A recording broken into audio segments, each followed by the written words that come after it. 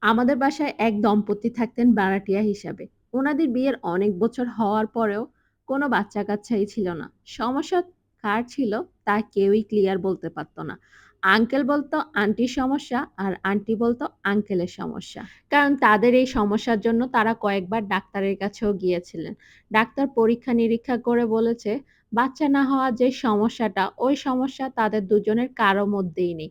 দুজনই সুস্থ আছেন কিন্তু তবুও বাচ্চা হচ্ছেন না। একজন আরেকজনকে খালি দোষারোপ করত।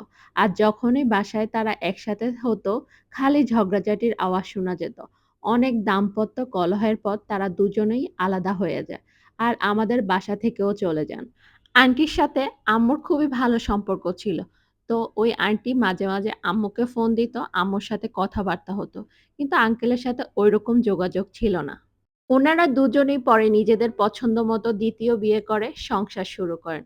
অবাক করার বিষয় হলো বিয়ের খুব কম সময়ের মধ্যে আন্টি মা হন। আর শুনেছি সেই সাথে উনার এক্স হাসব্যান্ডও বাবা হন ২য় সংসারে। অথচ ২ জনই একসাথে যখন সংসারে ছিল, এত বছর পরেও কোনো সন্তান আসেনি তাদের।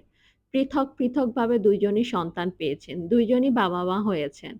কিন্তু একত্রে বাবা-মা হওয়ার হুকুম পাননি আল্লাহর তরফ থেকে। এটাই হলো রিজিক আর এটাই হলো ভাগ্য।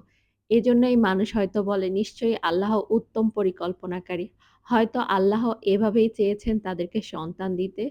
তাদের রিজিক এভাবে হচ্ছে আলাদা, আলাদাভাবে লিখে রেখেছেন।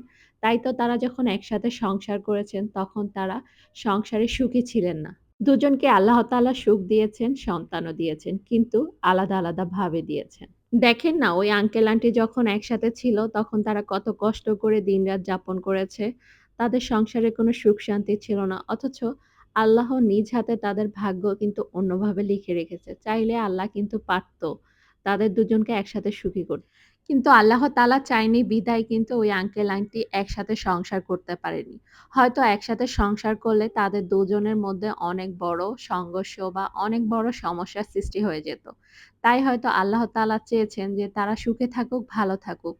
কিন্তু তারা আলাদা, আলাদাভাবে সুখে থাকুক। রিজিক এমন একটা জিনিস যে আল্লাহ তাআলা কখন কার রিজিক কোথায় লিখে রেখেছেন একমাত্র আল্লাহ তাআলাই জানেন। অথচ দেখেন না আমরা দিনরাত হচ্ছে রিজিকের চিন্তা করি। রিজিকের চিন্তা করতে, করতে কিছু মানুষ এমনও আছে যে ডিপ্রেশন এ চলে যায়। অথচ আল্লাহ তাআলা কোরআন মাজিদে নিজেই বলেছেন কেউ যেন রিজিক নিয়ে চিন্তা না করে। আল্লাহ নিজ হাতে সবার রিজিক লিখে রেখেছেন। যে যেখানে যতটুক রিজিক পাওয়া সে সেখানে তার ততটুক রিজিক পেয়েই যাবে। রিজিক নিয়ে চিন্তা না করে আপনি শুধু আপনার ভাগ্য পরিবর্তন করতে চেষ্টা করে যান।